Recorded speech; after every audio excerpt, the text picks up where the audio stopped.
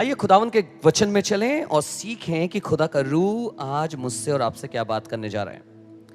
फिलिपियों की किताब उसका 2 बाब उसकी 9 से 11वीं आयत is a very very famous verse, जिसमें हम खुदावन यीशु मसीह की महिमा को देखते हैं।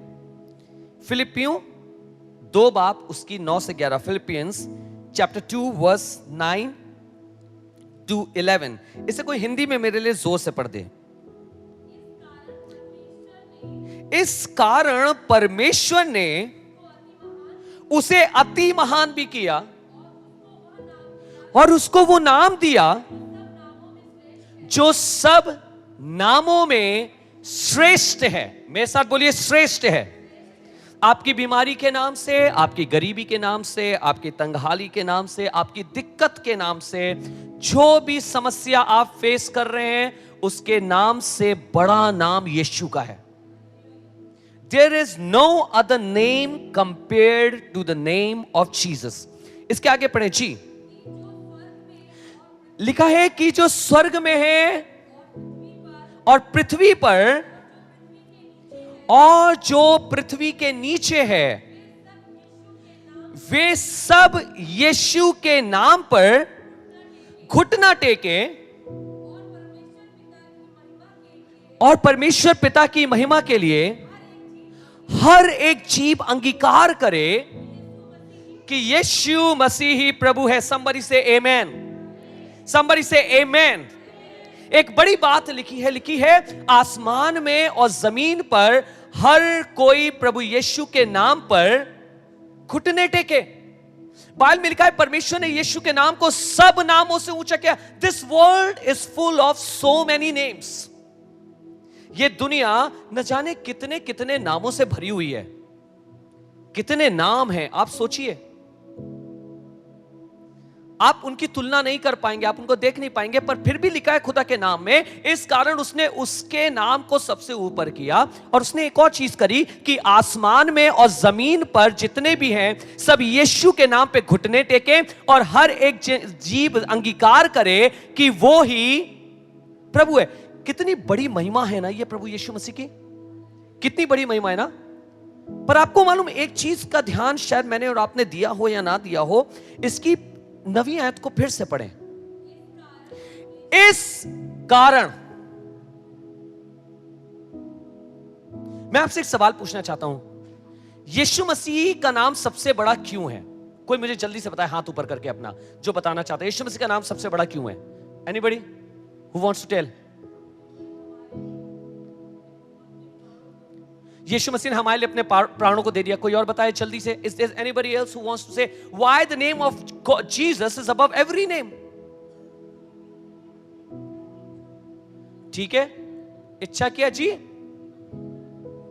जीवन देने वाला प्रभु है। ठीक है, सुनेगा। बाइबल में जब हम 9वीं आयत को पढ़ते हैं, फिलिपियों 2 बाब उसकी 9वीं आयत को, when we read Philippians chapter 2 and verse 9, it says like this: for this reason, you know, the name of Jesus is above every name because there is a reason behind it। यीशु मसीह का नाम इसलिए सब नामों से ऊंचा है, इसलिए सब नामों से बड़ा है, क्योंकि यीशु मसीह के इस एक्सॉल्टेशन के पीछे, यीशु मसीह के इस महिमा के पीछे एक कारण है। वो कारण क्या है? सुनिएगा। इसकी 5वीं आयत से 11वीं आयत तक हम पढ़ेंगे।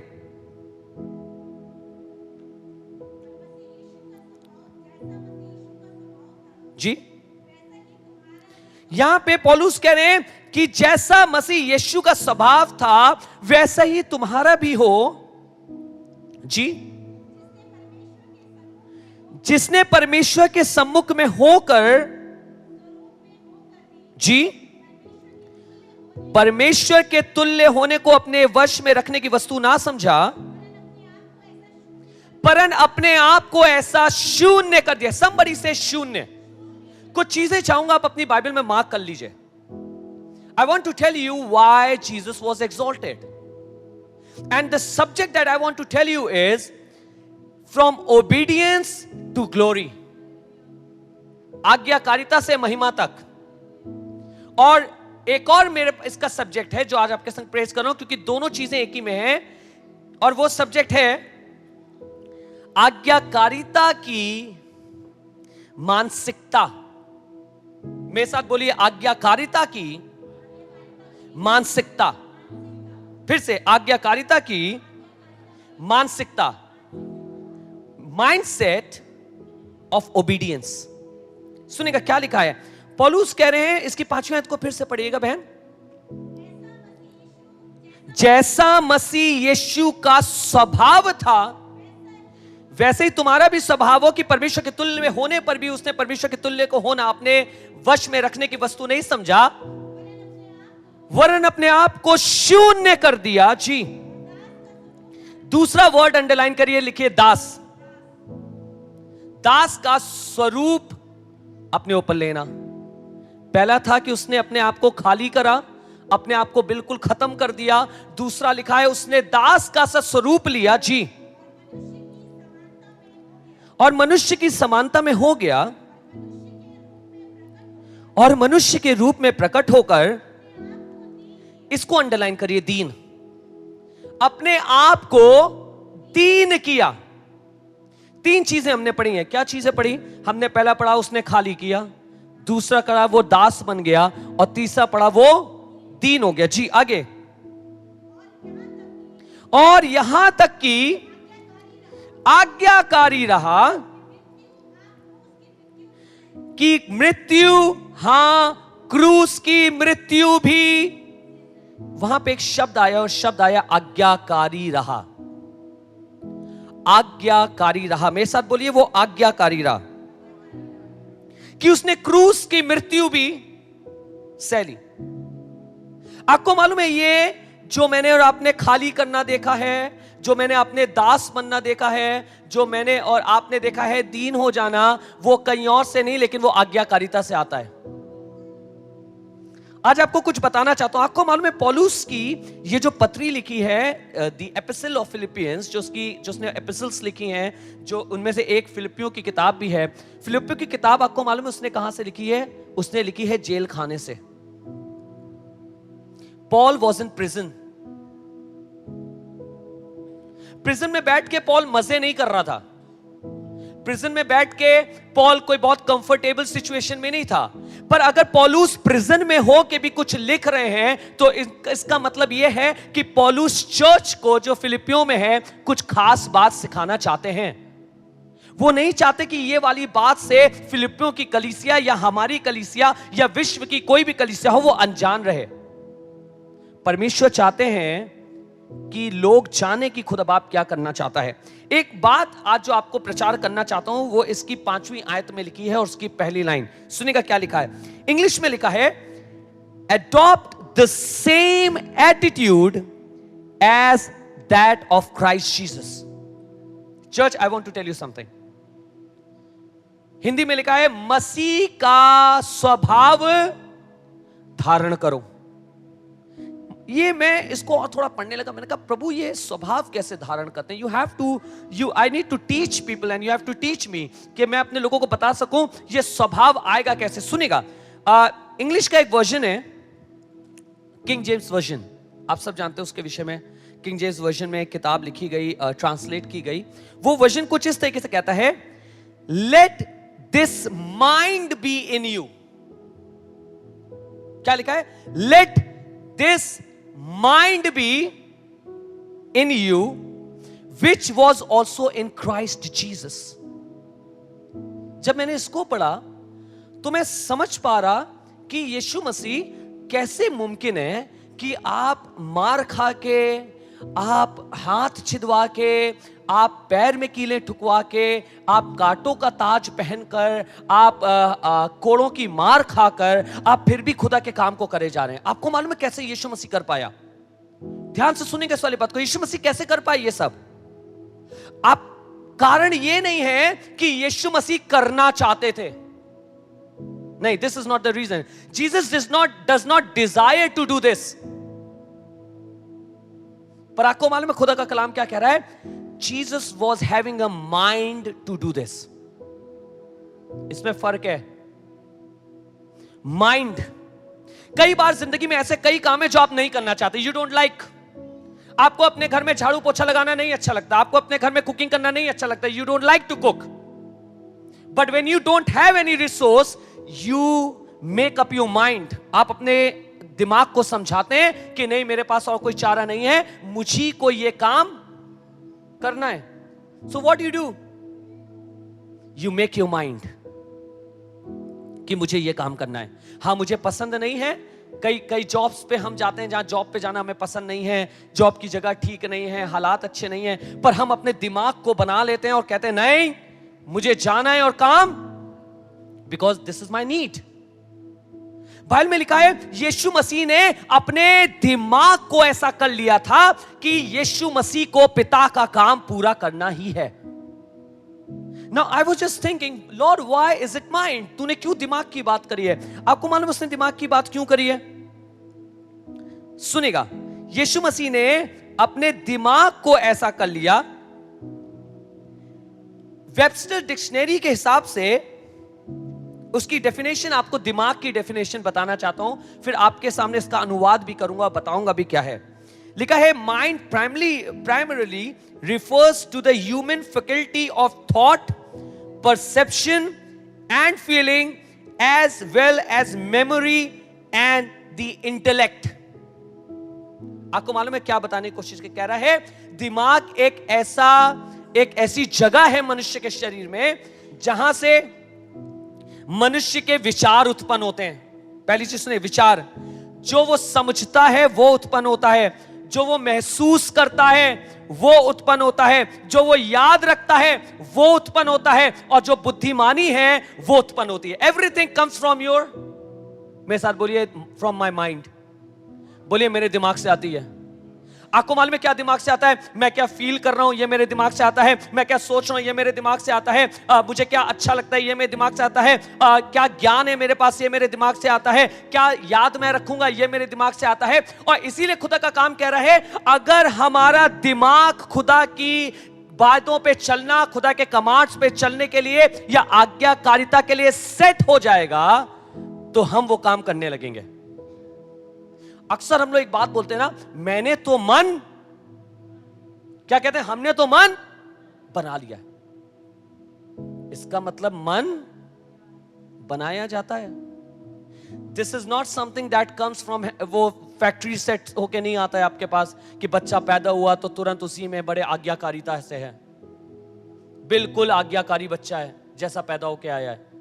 नहीं, मन बनाना पड़ता है. आपको मालूम है यीशु मसीह ने क्या किया? यीशु मसीह ने क्रूस की मृत्यु कैसे सहली? क्योंकि यीशु मसीह ने अपने दिमाग में रख लिया था कि मैंने खुदा की मर्जी पे चलना अपना मन बना लिया है. इसलिए चाहे कोई विपरीत परिस्थिति भी आए, मैं उस अपनी सोच में उसे समझूंगा ये अच्छी है. अगर कोई खिलाफत में भी आएगा मैं सोचूंगा ये अच्छा है. उसने अपने दिमाग को ऐसा ट्रेन कर लिया था कि जब लोग थप्पड़ मार रहे थे तो उसे अच्छा लग रहा था कि मेरे पिता के लिए मैं थप्पड़ खा रहा हूं. जब लोग उसकी बेइज्जती कर रहे थे उसे अच्छा लग रहा था कि अपने बाप के लिए मैं बेइज्जती सह रहा हूं. जब लोग उसको फालतू की बातें कह रहे थे, नाना प्रकार की चीजें कह रहे थे, उसे अच्छा लग रहा था कि मैं अपने बाप के लिए ऐसा कह रहा हूं. क्योंकि उसने अपने माइंड को ऐसा सेट कर लिया था कि उसका माइंड जो प्रोसेस कर रहा था वो ये कर रहा था कि ये सब चीजें तुम्हारे लिए बहुत अच्छी हैं.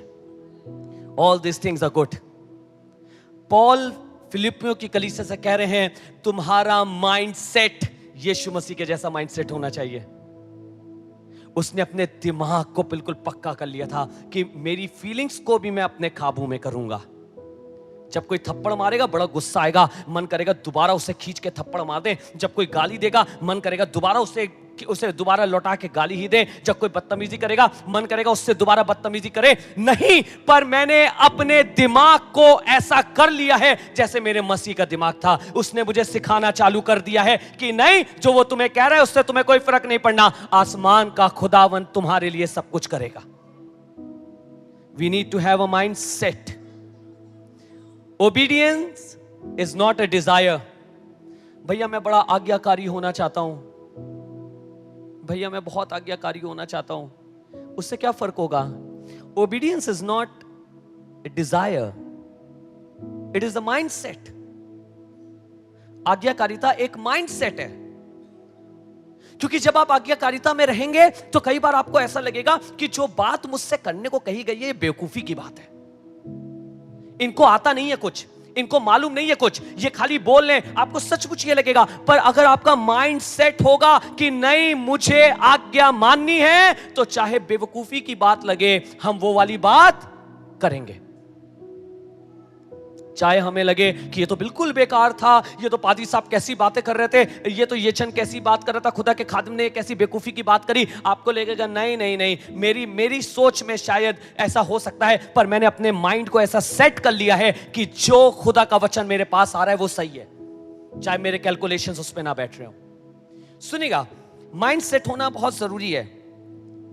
2 कुरिन्थियों 10 बाब उसकी 5वीं आयत, इसलिए हम कल्पनाओं को और हर एक ऊंची बात को जो परमेश्वर की पहचान के विरोध में उठती है खंडन करते हैं, और हर एक भावना को कैद करके मसीह का आज्ञाकारी। आप मुझे बताइए भावनाएं कैसे कैद की जाती हैं? आप मेरे को बताइए भावना कैसे कैद करेंगे आप?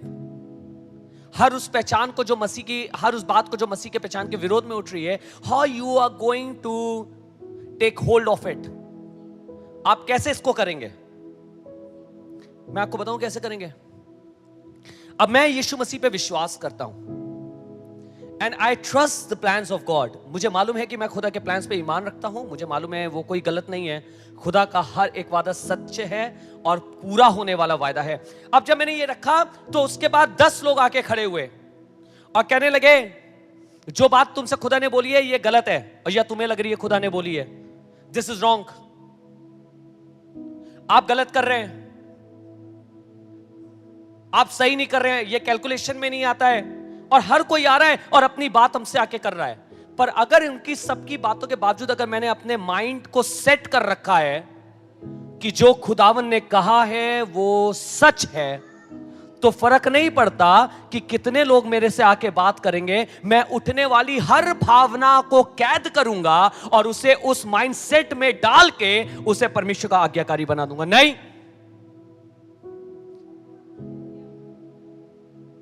आपका बच्चा कुछ नहीं कर पाएगा, नहीं, पर खुदा बाप ने बोला है मेरा बच्चा एक दिन खुदा का खादिम बनेगा। मैं अपने दिमाग को सेट कर लूंगा कि जो वायदा मेरे खुदा ने मुझसे किया है उसको वो पूरा करेगा। अब उसके बाद सब लोग अपने ख्यालात डालेंगे, इमोशंस पैदा होंगे, जब फीलिंग्स पैदा होंगी, मैं हर चीज को कैद करके जो माइंडसेट मैंने बना रखा है उसमें उस सांचे में ढाल दूंगा, और सब चीज जब रिफाइंड होकर निकलेगी तो कहेगी नहीं सब ठीक है, जो खुदा बाप कह रहा है वही सही है। 10 लोग भी खड़े हो जाए तो उससे कोई फर्क नहीं पड़ रहा। आपको मालूम है obedience is a mindset, it's not a desire. If you desire to be obedient this is wrong, but you need to set your mind to be obedient. आपको एक आज्ञाकारी बनने के लिए अपने दिमाग को ट्रेन करना पड़ेगा। मेरा कोई सवाल नहीं होगा, मेरा कोई प्रश्न नहीं होगा, अगर मैंने आज्ञाकारिता की आत्मा पाने का विश्वास किया है तो मैं खुदावंद की बात को बिना किसी शर्त के सुनूंगा। उसने कहा, खुदा के खादिम ने कहा, 2 कुरिन्थियों में पौलुस ने कहा, हम आज्ञाकारिता में ढाल देते हैं यीशु मसीह की। उसे कैसे? अपने दिमाग से ही। सुनेगा, उत्पत्ति की किताब 6 बाब उसकी 14 से 22वीं आयत मैं आपके सामने पढ़ने जा रहा हूं। उत्पत्ति की किताब 6 बाब उसकी 14 से 22वीं आयत में लिखा है, यह कहानी है नूह की। आप सब जानते हैं, छोटे छोटे बच्चे भी नोआ की कहानी को जानते हैं, और छोटे बच्चों से कहेंगे तो वो भी आके जल्दी से बता देंगे नूह की कहानी क्या है। आपको पता है ना, कोई ऐसा है जिसे नूह की कहानी नहीं पता? नूह से परमेश्वर ने कहा, संसार में बड़ा पाप बढ़ गया था, तो नूह से परमेश्वर ने कहा तू जाके एक लकड़ी बताई, साइज बताया, और उससे कहा तुम जाओ और एक जहाज बनाओ।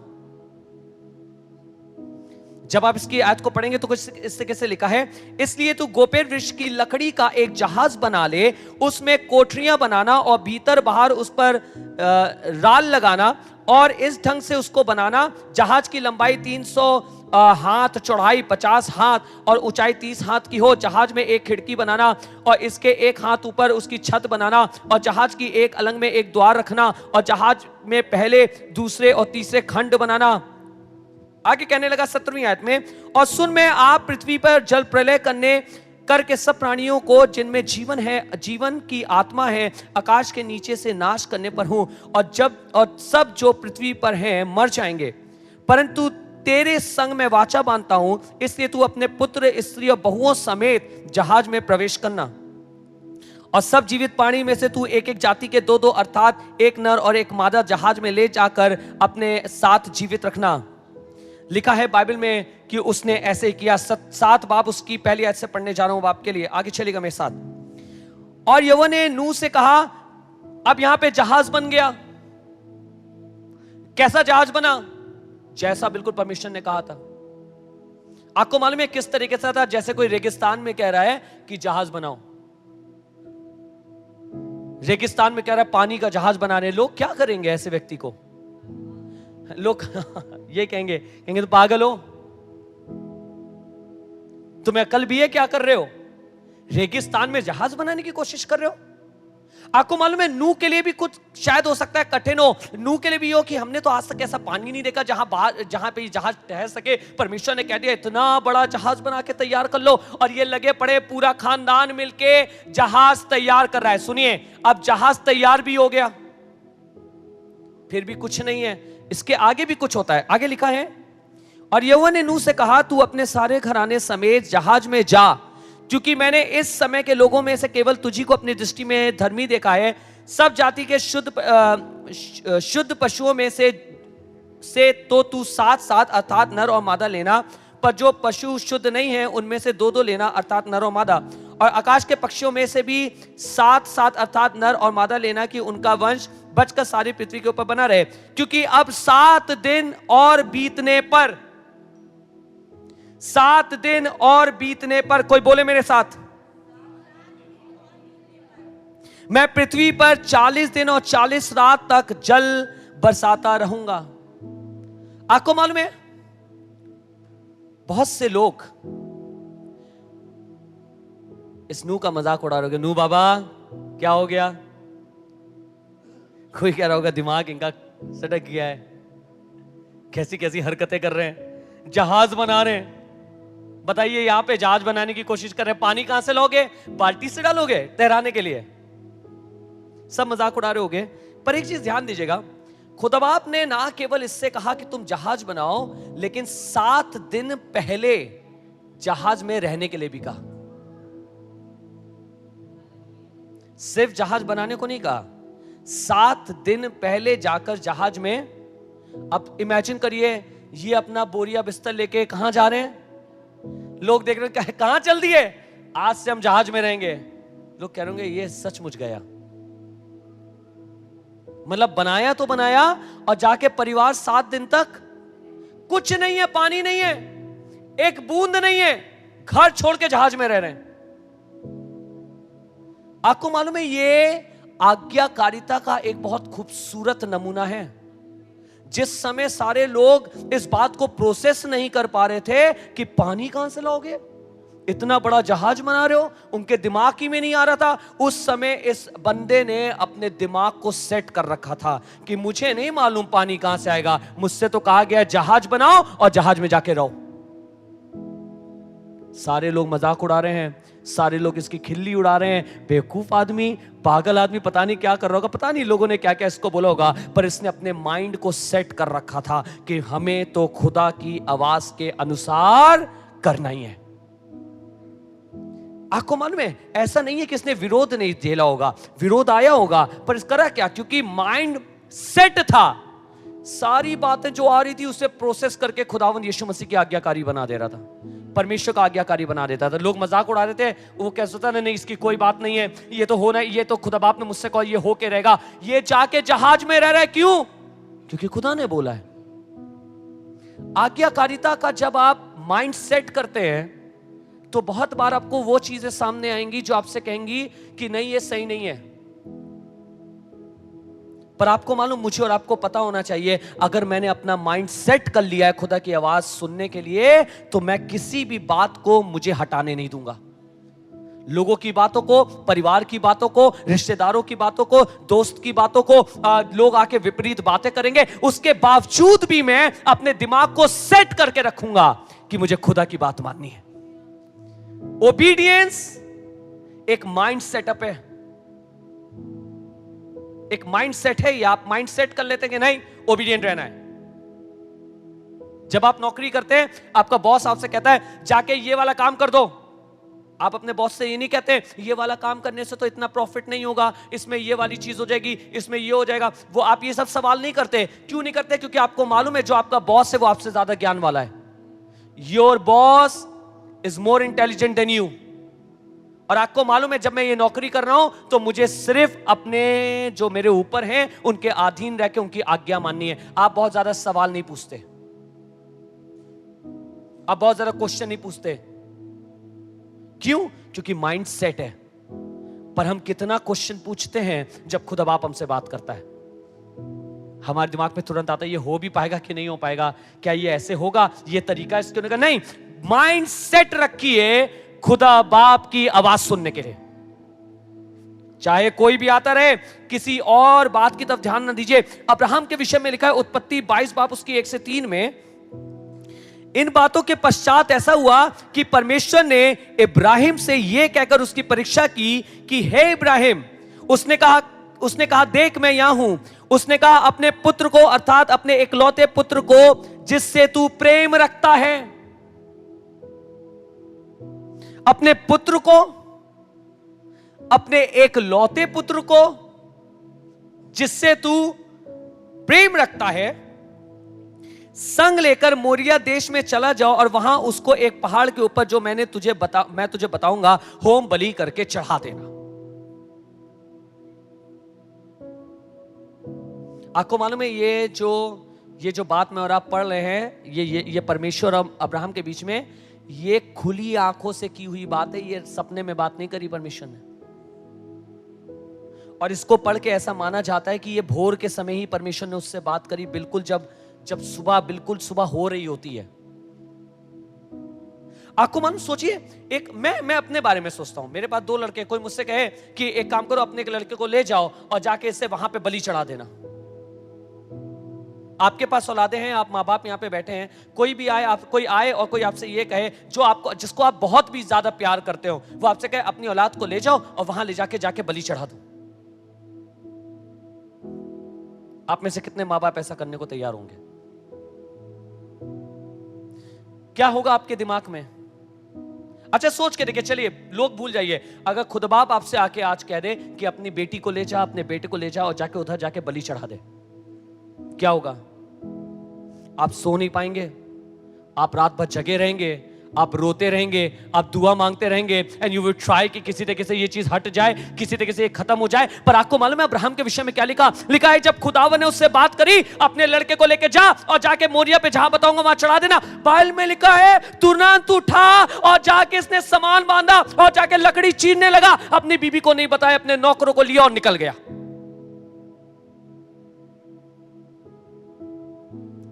अब ये बात तो खुदा बाप की थी, ये भी नहीं कह पाया कि रुको पहले दुआ करके खुदा की मर्जी जांच लूं, क्योंकि खुदा बाप ही बोल रहा था, थोड़ा समय बाय कर लेता। नहीं, but when I was reading it, मुझे इसका एक अलग चेहरा दिखाई दिया और मैंने इसका चेहरा देखा तो मुझे लगा खुदा बाप, इसका माइंड कितना सेट था कि जो तू कहेगा, चाहे उसकी कॉस्ट इसकी लाइफ में कुछ क्यों ना हो, ये तैयार था करने के लिए। अच्छा बेटे की बात है, एकलौते बेटे की बात है, उसकी बात है जिससे मैं प्रेम करता हूं। नहीं, मेरा माइंड सेट है कि मैं अपने खुदा की आवाज को सुन के उसकी आज्ञा मानूंगा, चाहे उसमें मेरा कोई भी भाग क्यों ना चला जाता हो। Obedience is a mind set. बहुत से लोगों के लिए आज्ञाकारिता सिर्फ एक डिजायर है। वो कहते हैं मैं चाहता तो हूं मैं ऐसा करूं जैसा खुदा बाप मुझसे कह रहा है, मैं चाहता तो हूं कि मैं ये करूं। खुदा बाप की ओबीडियंस में चाहत नहीं है। खुदा बाप की ओबीडियंस में अपने आप को ट्रेन करना पड़ता है कि जितनी बात खुदा कह रहा है उसको मैं पूरा करूंगा, चाहे उसकी कोई कॉस्ट क्यों ना हो। We have to train it. हमें अपने दिमाग को ट्रेन करना है, अपना मन बना लेना है। जैसे तमाम चीजों के लिए मन बना लेते हैं, ये काम करने का मन बना लेते हैं, ये खरीदने का मन बना लेते हैं, ये वाली चीज लेने का मन बना लेते हैं, ऐसे मन बना लीजिए कि खुदा बाप मैं तेरी मर्जी को पूरा करूंगा। I am going to be obedient. ये मैंने मन बना लिया है, मैं इससे हटूंगा नहीं, मेरा मन बन गया है।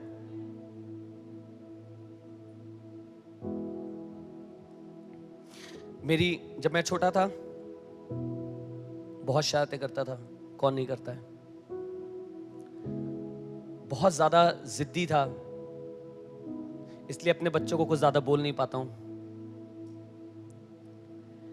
एक दिन मेरी मम्मी गई मेरे पादरी साहब के पास शिकायत लेके मेरी, उन्हें मालूम था डरेगा तो वहीं से डरेगा, तो वो गई और जाके पादरी साहब से शिकायत करने लगी, भैया ये लड़का देखिए कितना जिद्दी और बिल्कुल मानता ही नहीं है, जो बोल दे रहा है वो वही करो, उसका अगर नहीं करो तो उसके पास जिद करने लगता है, बिल्कुल नहीं सुनता है। मैं खुदा का धन्यवाद करता हूं कि मेरे खादिम ने उनसे कहा बहुत अच्छा है, अगर जिद कर रहा है तो सोचिए कितना अच्छा है, क्योंकि अगर यही जिद इसने सेवकाई के लिए पकड़ ली तो कोई इसे हटा नहीं पाएगा। हम मन बना लेते हैं ना, हमारे बच्चे टॉयज का मन बना लेते हैं, फिर आप दुनिया की महंगी से महंगी चीज उनके सामने ला के रख दिए, नहीं चाहिए तो वही समझा के थक जाते हैं, बेटा इसकी क्वालिटी इतनी बेकार है कि 1 सेकंड में टूट जाएगा, नहीं चाहिए तो मन बना लिया है। क्या मैं और आप खुदा की आज्ञा मानने का ऐसा मन नहीं बना सकते जिसमें हम कहें कि मैंने तो अपने दिमाग को ऐसा सेट कर लिया, इसके सिवा कुछ समझ में नहीं आता, खुदा बाप जो कहेगा मैं करूंगा। अब्राहम सुबह उठा, उसने अपने लड़के को लिया, सेवक को लिया, लकड़ी चीर रहा है, सोचिए कटवा रहा है, तो भी ये नहीं सोच रहा है ले जाऊंगा क्या होगा, नहीं मन बना लिया है, मन बना के चल रहा हूं। खुदा के लोगों, खुदा के प्रति आज्ञाकारी रहना ये मेरे और आपकी जिंदगी की सबसे बड़ी बरकत है, क्योंकि कल जो रखा है वो मुझे और आपको नहीं मालूम, हमारे आने वाले कल के बारे में हमारे खुदावंद को सब कुछ मालूम है। आपको मालूम है क्या हुआ? अब्राहम जब गया, इसका एक लौता बेटा था नहीं है, अब्राहम जब गया अपने एक लौते बेटे को बलि चढ़ाने, तो आपको मालूम है कौन सी बरकत इसके संग जुड़ गई है? आज्ञाकारिता तो इसने दिखाई, बरकत क्या जुड़ गई? क्योंकि तूने अपने एक लौते बेटे को भी मुझसे नहीं रख छोड़ा, तेरी औलादें इतनी होंगी कि तू गिन नहीं पाएगा। आपको मालूम है हर आज्ञाकारिता के बाद एक बड़ी ब्लेसिंग है। जितनी टफ आज्ञा वो आपको दे रहा है, इसका मतलब समझ के रखिए, इस बड़ी आज्ञा के बाद उतनी बड़ी बरकत उसने आपके लिए ठहरा के रखी है। अब्राहम, तुम्हारी औलाद, एक लौती औलाद जिसको तुम प्रेम करते हो, मैंने इसलिए मांगी क्योंकि इसके बाद तुम्हारे पास इतनी गिनती नहीं होगी जितनी औलादें दे दूंगा। आज अब्राहम को विश्वासियों का पिता कहा जाता है। Everybody who believes he is counted as the son of Abraham. यह बड़ी बरकत कहां से आ रही है? यीशु मसीह को भी बड़ी बरकत मिली आज्ञा होने से, अब्राहम को भी बड़ी बरकत मिली आज्ञाकारी होने से, नोआ को भी या नूह को भी बड़ी बरकत मिली आज्ञाकारी होने से। जब सब कुछ डूब गया तो ये और इसका परिवार एक नाव में खुशहाली के साथ तैर रहे थे, जिंदा थे। सब खत्म हो गया, सारे प्राणी खत्म हो गए, but they were still surviving. आपको मालूम है क्यों? क्योंकि किसी ने मन बना के रखा था कि खुदा की आज्ञा को मानूंगा। मन बना लीजिए खुदा की बात सुनने का। आपके पास बहुत से कैलकुलेशंस आएंगे, you will come across many things that will tell you that this is not right, this is not easy to do. ये तुम्हारे लिए आसान नहीं है करना, पर उस समय कहिएगा अरे ना हो आसान करना, मैंने मन बना लिया है कि खुदा बाप के लिए करूंगा। मन बना के बैठे। ऐसे मन बनाने वाले आज्ञाकारी लोगों की जरूरत है खुदा के घर में। मन बना लीजिए सेवकाई के लिए, मन बना लीजिए खुदा बाप के आज्ञाकारी रहने के लिए, मन बना लीजिए। और ऐसा मन बनाइए आपका शौहर ना बदल पाए, आपकी बीबी ना बदल पाए, आपकी औलादें ना बदल पाए, कोई उस मन को बदल ना पाए, क्योंकि आपके पास एक ही बात हो कि मैं तो खुदा की आवाज को सुनूंगा ही। तुम्हें अच्छा लगे तो लगे, नहीं लगे तो तुम जानो। ऐसा मन बना लीजिए। ऐसा मन बन गया ना तो उतनी बड़ी महिमा आप देखेंगे। आप अब्राहम वाली महिमा देखेंगे, आप नूह वाली महिमा देखेंगे, आप यीशु मसीह वाली महिमा देखेंगे, क्योंकि मन बना लिया है। अब सुनिएगा, पहला शमूएल उसके 15 बाब में, फर्स्ट शमूएल चैप्टर 15 एंड वर्स 1 to 3 में खुदा बाप ने शाऊल को, शाऊल जो राजा था इजराइल का, उसे एक काम करने को दिया। और काम क्या करने को दिया? परमेश्वर ने उससे कहा कि अमालेकियों ने जब हम मेरे लोग जब मिस्र से निकल रहे थे तो अमालेकियों ने उनके संग अच्छा नहीं करा, उससे लड़ाई करी। अब तू जा और उनको जाके खत्म कर दो, जो कुछ उनका है उसे नाश कर देना। जब आप इसकी इन आयतों को पढ़ेंगे 1 से 3 तो उसमें यही लिखा है। मैं इसलिए जल्दी कर रहा हूं क्योंकि आज प्रभु की मेज का दिन है, मैं सही समय पे आपके लिए खत्म कर पाऊं। फिर आप 7वीं और 9वीं आयत पढ़ेंगे तो वहां क्या लिखा है, तब शाऊल ने हवीला से लेकर शूर तक जो मिस्र के सामने हैं अमालेकियों को मारा। इसने मारा, लिखा है, और उनके राजा अगाग को जीवित पकड़ा और उसकी सब प्रजा को तलवार से सत्यानाश कर डाला, परंतु अगाग पर और अच्छी से अच्छी भेड़ बकरियों, गाय बैलों, मोटे पशुओं और मेमनों और जो कुछ अच्छा था उन पर शाऊल और उसकी प्रजा ने कोमलता दिखाई। क्या करा? छोड़ दिया। परमेश्वर ने कह के भेजा था सब कुछ जाके खत्म करना, कुछ भी ऐसा ना हो जो तुम छोड़ देना। ये गए और कोमलता दिखाने लगे। वहां पे लिखा है कोमलता की और उन्हें सत्यानाश करना ना चाहा, परंतु जो कुछ तुच्छ और निकम्मा था उसको उन्होंने सत्यानाश किया। इंग्लिश में एक बहुत अच्छी लाइन लिखी है, इंग्लिश में लिखा है, they were not willing to destroy them. They were not willing. मतलब willing का मतलब क्या है? उनकी इच्छा नहीं हो रही थी, उनका मन नहीं हो रहा था इसे खत्म कर दें, इसे विनाश कर दें। अच्छे अच्छे गाय बैल दिख रहे हैं, इन्हें ले जाएंगे तो ये काम आएंगे, भेड़ बकरियां दिख रही हैं, ले जाएंगे तो काम आएंगे, ये राजा इसे पकड़ के ले जाएंगे तो कितनी हमारी शोभा बढ़ेगी। अच्छी अच्छी चीजें थी। बाइबल में लिखा है इनका मन नहीं हुआ कि उन अच्छी चीजों को खत्म करे। इसका मतलब प्रॉब्लम कहां थी? प्रॉब्लम कहां थी? जब ये गए थे तो अपना मन बना के नहीं गए थे कि खुदा की आज्ञाकारिता में रहेंगे। तभी तो इनका मन कह रहा है, इनके मन ने कहा सुनो बेटा, ये बहुत बहुत देखो कितनी मोटी सी भेड़ बकरी है, देखो इसको रख लो, पकाएंगे एक दिन। उन्होंने कहा ठीक है रख लेंगे, किसी दिन पार्टी करेंगे, मजा आएगा। उसने कहा ये भी छोड़ दो, वो भी छोड़ दिया। इसे ले चलो घर, कितना अच्छा लगेगा घर में ले जाएंगे तो। ये वो भी लेकर आ गए। आपको मालूम है प्रॉब्लम क्या थी? Because they were not having the mindset of obedience. जिसका माइंडसेट ओबीडियंस का होता है वो आप बिल्कुल ऐसे समझ लीजिए अपनी आंखें बंद करके जाता है और कहता है जो काम मुझे दिया गया है बस मुझे वो खत्म करके आना है, मुझे बाकी की किसी चीज से मतलब नहीं है। ये वहां गया और बाइबल में लिखा है इसका मन, इन लोगों का मन नहीं हुआ। इसका मतलब क्या था? ये मन बना के ही नहीं गए थे कि जो खुदा ने कहा है वही पूरा करेंगे।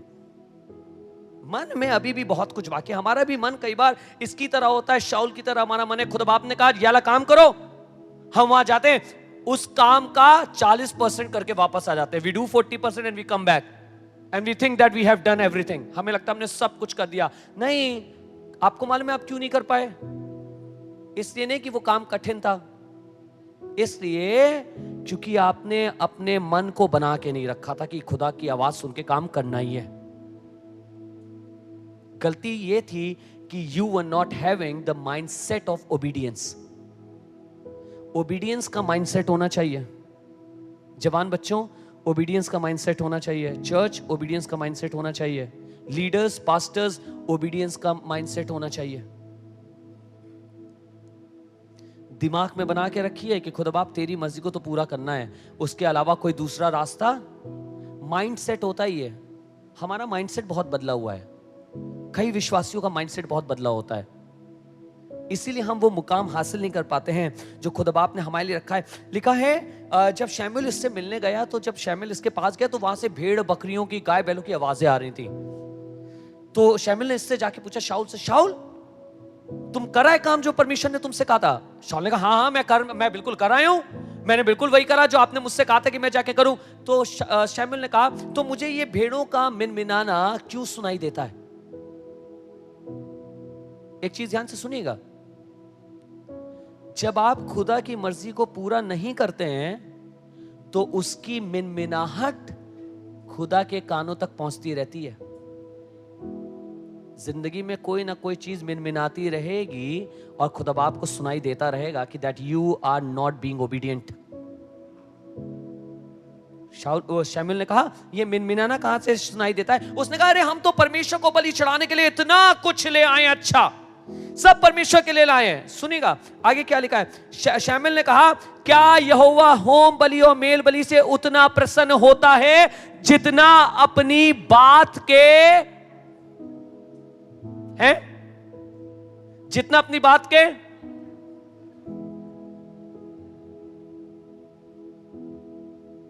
आपके घर में मेहमान आ रहे हो, आपका बच्चा बड़ा हो, आप अपने बच्चे को 1000 रुपए दें, बेटा जा और चीज बताएं, जाके ये ले आना, बेटा जाके खाना वाना ले आना, ठीक है मेहमान आ रहे हैं। अब बच्चा गया और जाके कुछ और अपनी मर्जी से जाके जो उसको पसंद है या जो आपको पसंद है वो लेके आ गया, घर में आ गया। अब आपको मालूम है ये वाली चीज जो लेके आ गया, पिज्जा लेकर आ गया, और मेहमान घर पे एक परिवार आ रहा है खाने पर, पिज्जा लेके आ गया। अब पिज्जा भी अच्छा है, दिखने में तो ठीक ठाक है। अब आपने कहा ये क्या लाए हो? मम्मी आपने कहा था मेहमान आने खाने के लिए आना है। मम्मी कहेंगी हमने तुमसे नहीं कहा था, खाना नहीं बताया था तुम्हें क्या लाना है, मेहमान को पिज्जा खिलाएंगे? इन्हें लाया तो हूं ना। हम भी कई बार खुदा बाप के सामने ये करते हैं, खुदा बाप कह रहा है बेटा तुम्हें ये करना है, हम कुछ और करके कहते हैं खुदा बाप देखिए ये लाए हो ना। मम्मी कहेगी तू ही खा ले, क्योंकि मैं तो ये तो नहीं खिला सकती मेहमान को। मेहमान से क्या कहूंगी, मेहमान आए आप पिज्जा खा के मेरे घर से जाइए। कई बार खुदा बाप भी हमारी ऐसी चीजों को, ऐसी आज्ञाकारिता को कहता है तुम ही रखो।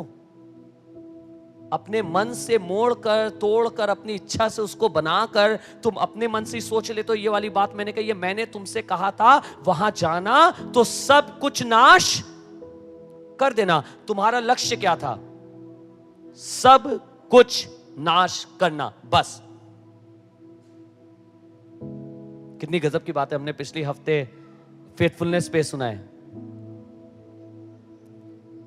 माइंड सेट है, अगर माइंड सेट नहीं है तो आज्ञाकारिता नहीं होगी। जब कोई जन आज्ञाकारी नहीं होता है तो हम समझ जाते हैं, ऐसा नहीं है कि वो डिजायर नहीं रखता है आज्ञाकारी होने की, पर हम समझ जाते हैं कि इसने अभी तक अपना मन नहीं बनाया आज्ञाकारी होने के लिए। इसके पास सैकड़ों जवाब हैं, भैया ये क्यों, भैया ये वाला काम आपने किया, भैया ये वाली चीज आपने करी है, ये वाला सही नहीं होगा, भैया ये कैलकुलेशन ऐसे सही नहीं होगा, ये वाली चीज होगी। अरे उससे फर्क नहीं पड़ता, खुदा बाप जो कह रहा है वैसा कर दो और तुम्हारा माइंडसेट, और पौलुस कह रहे हैं तुम्हारा माइंडसेट बिल्कुल यीशु मसीह के माइंडसेट जैसा होना चाहिए। चीजें सही हो या ना हो, कंफर्टेबल हो या ना हो, पिता की मर्जी पूरी करनी है तो करनी है। माइंडसेट बना के यीशु मसीह गए थे कि नहीं जाना है तो पहले से बताने लगे चेलों को जाऊंगा, वरना कहते बताऊंगा आगे क्या होने जा रहा है, रुको देखता हूं, पापा के पास जाऊंगा, थोड़ी अर्जी लगाऊंगा, पापा मान गए तो जिंदा रहूंगा, नहीं माने तो चढ़ना ही पड़ेगा सूली पर। नहीं, वो पहले से बता रहे हैं, प्रिडिक्ट कर रहे हैं, बता रहे हैं मैं जाऊंगा, मैं मरूंगा और उसके बाद तीसरे दिन फिर जी उठाऊंगा। How can you tell Jesus I can say this because I have made my mind to obey my father. मैंने अपने दिमाग को सिखा लिया है कि पिता की मर्जी को मानूंगा, और अगर पिता ने कह के भेजा है कि बेटा तुझे सलीब पर चढ़ना है तो चढ़ के रहूंगा। बदलेगी नहीं चीज, इसीलिए छुपाने की कोई बात ही नहीं थी। उसे मालूम था कुछ नहीं बदलना है, मैं अपना दिमाग बना के आया हूं, और पिता ने भी अपना मन बना लिया है। मन बना लीजिए। भजन संहिता 119 की एक खूबसूरत सी आयत आपके सामने बांटूंगा। 119 उसकी 112 कहती है, मैंने अपने मन को इस बात पर लगाया है कि अंत तक तेरी विधियों पर सदा चलता रहूं। भजन का लिखने वाला कह रहा है मैंने अपने मन को ऐसा बना लिया। इंग्लिश में लिखा है, सुनेगा, बहुत खूबसूरत लिखा है, माई हार्ट इज सेट। क्या लिखा है? My heart is set.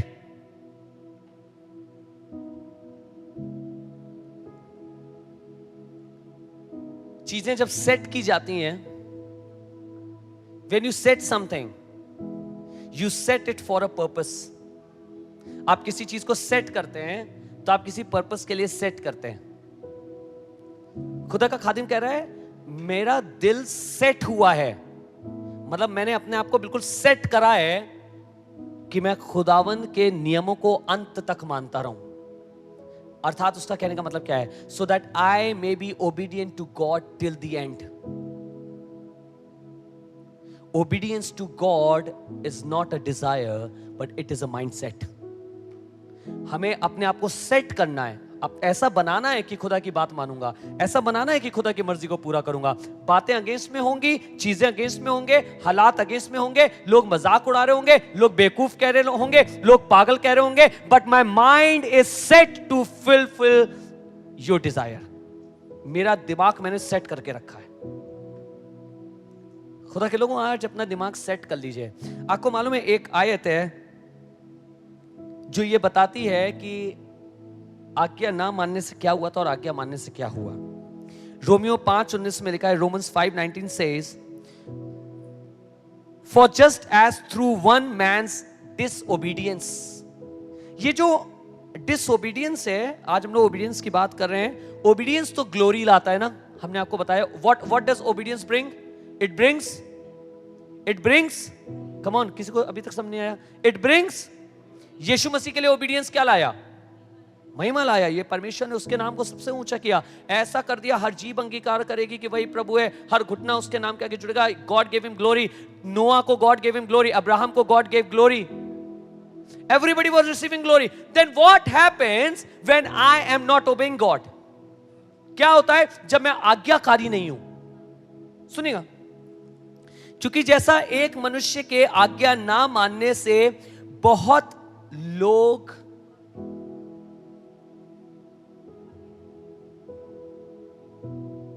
नहीं भैया, चोरी करना पाप है, खून करना पाप है,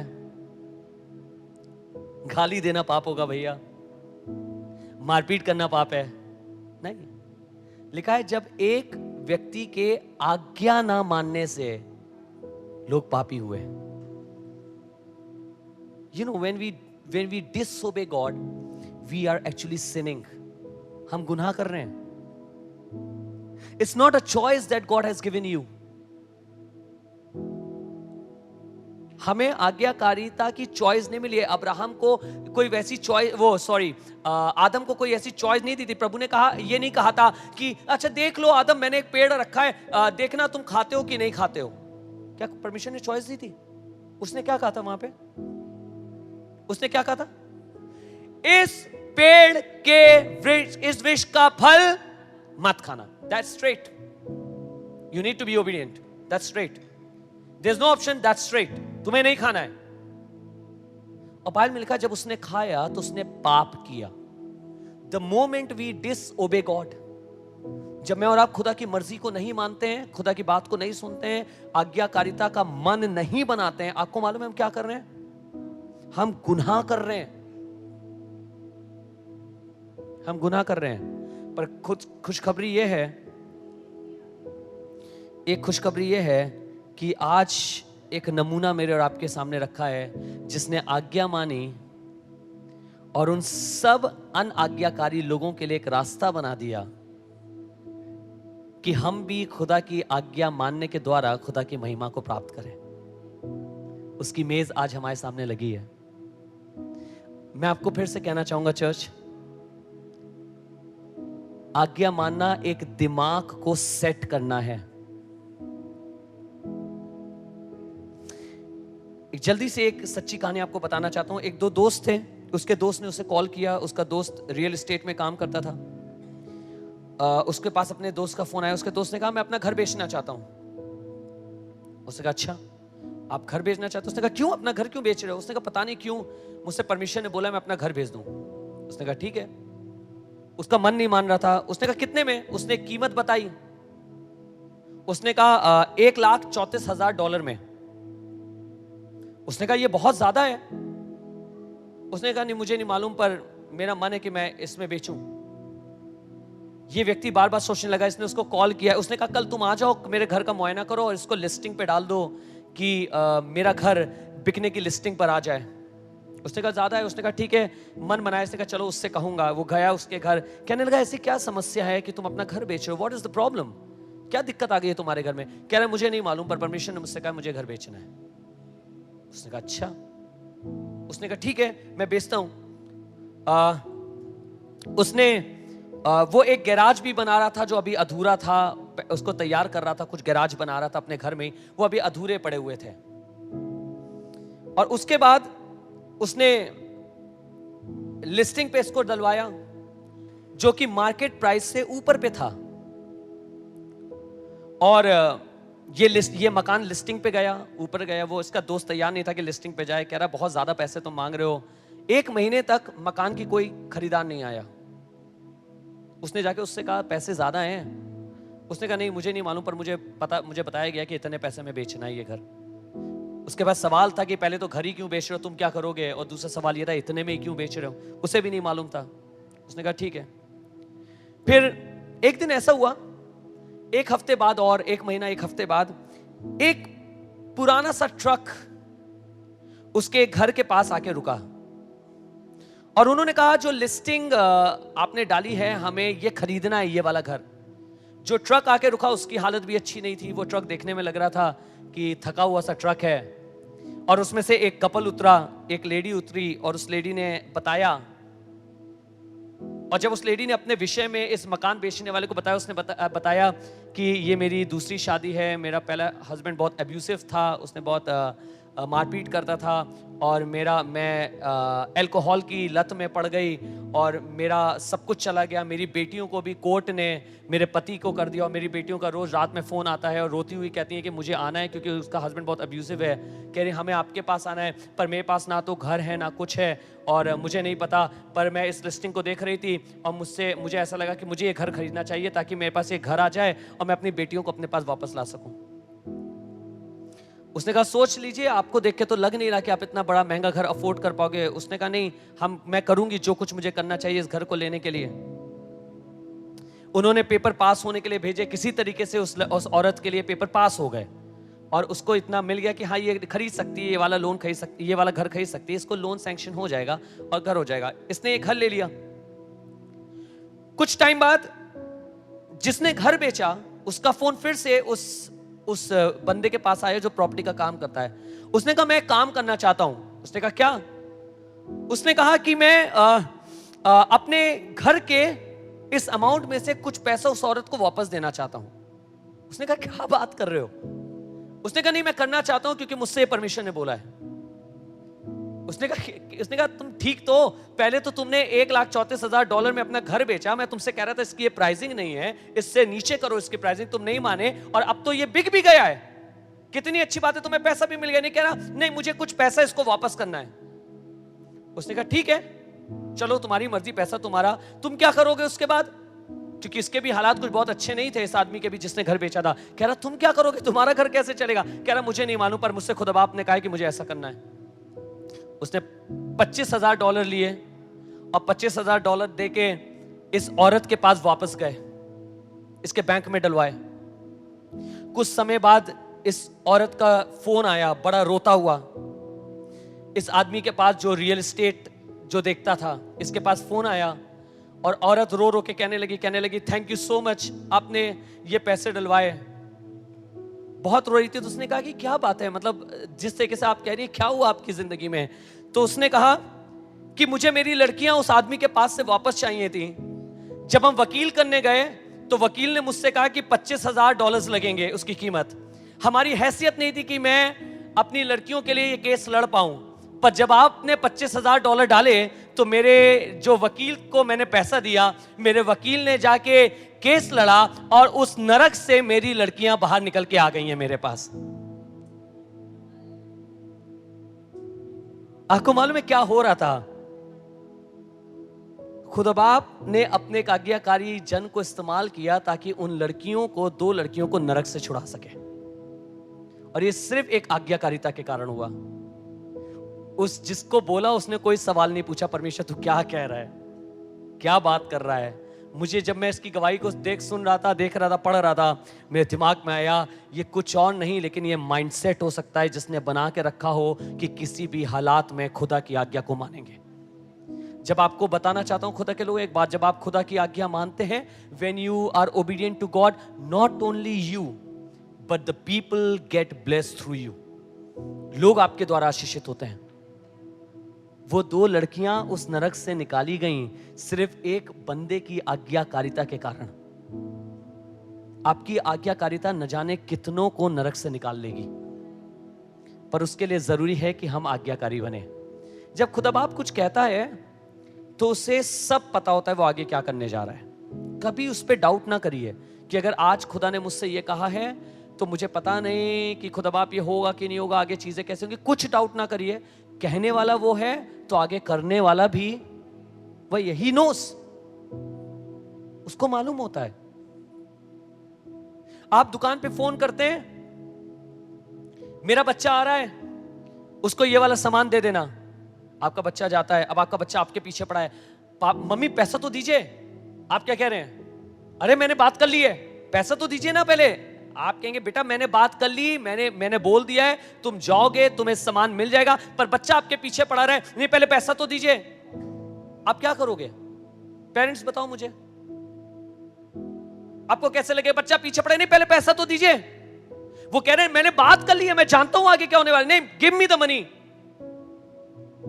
आप कहेंगे अजीब पागल है ना?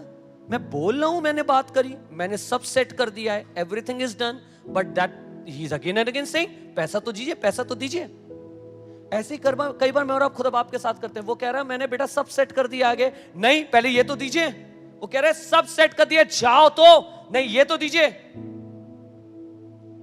पहले ये दे तो दीजिए। कह रहा है बेटा सब सेट करा है, तू काम कर, बस आज्ञा मान, तुझे सिर्फ आज्ञा मानने का काम मिला है। खुदा के लोगों को बताना चाहता हूं कलीसिया आपको, हमें सिर्फ आज्ञा मानने का काम मिला है, सिर्फ आज्ञा मानिए।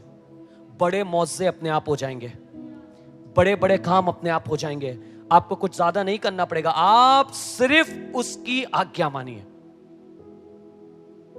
सच बता रहा हूं आपसे, कुछ चिंता ना करिए। बाइबल में लिखा है किसी भी बात की चिंता ना करो, उसको तुम्हारा, he knows what is happening. आपके कैलकुलेशन फेल हो जाएंगे। और याद रखिएगा, अगर आप खुदा की आज्ञा नहीं मानेंगे, मैं खुदा की आज्ञा नहीं मानूंगा, तो मैं पाप करता हूं। That is sin.